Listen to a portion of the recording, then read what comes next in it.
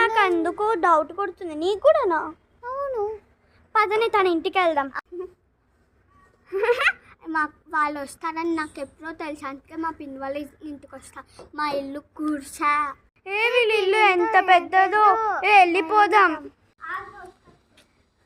నువ్వు వస్తావని నేను అమ్మ తప్పయ్యే పద్ధతి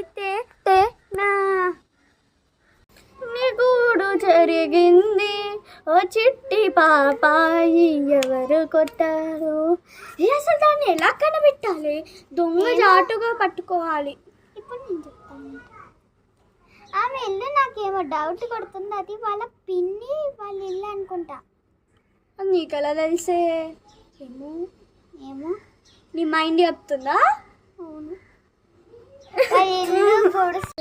వాళ్ళ ఇల్లు గుడిసా అంట. గుడిసానా అని ఎవరంటున్నారు?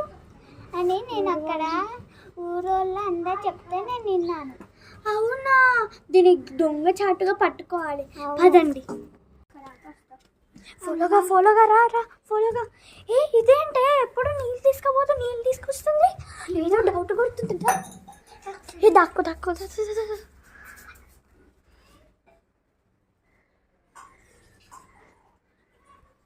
ఎవరు చూడలేదు కదా, చల్లే వెళ్దాం. ఏం దొరకలే. ఐడియా, నాకు ఒక యాప్ గురించి తెలుసు. ఆ యాప్లో ఫోన్ నంబర్ పెడితే ఇల్లు అడ్రస్సే వచ్చేస్తుంది.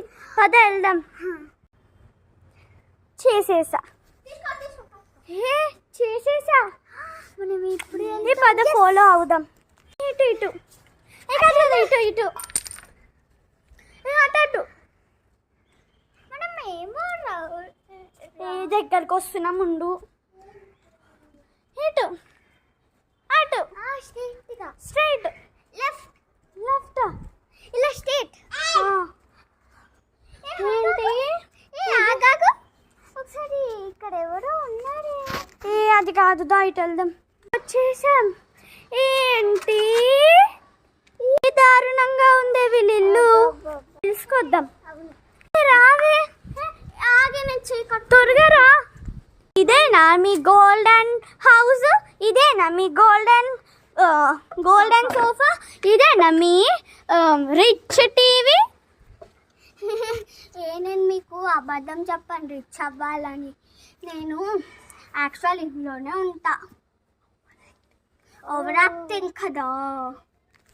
నీకు నీ ఓవర్ యాక్టింగ్ కి తండమే. నిన్ను ఎల్లప్పుడు ఎప్పుడు ఓవర్ యాక్టింగ్ క్వీన్ అనే పిలుస్తారు. దండం అమ్మ తల్లి.